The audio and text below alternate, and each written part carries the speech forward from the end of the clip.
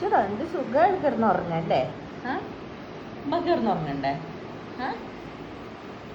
കൊണ്ണു കൊണ്ടിരിക്കും.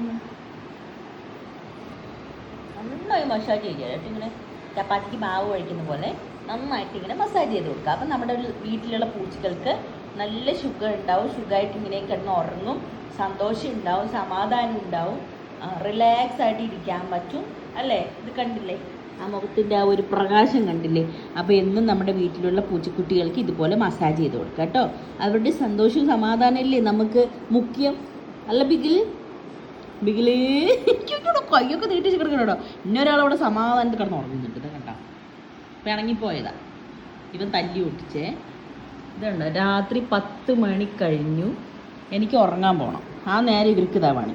ഒരാൾ വിട്ട് ഒരാൾ ഈ മടി കയറി ഇങ്ങനെ കിടക്കുക, എന്നെ അനങ്ങാൻ പിടില്ല. കൊഞ്ചു പനി കച്ചിനടി പോന്നെ ഒങ്ങിച്ചോടി.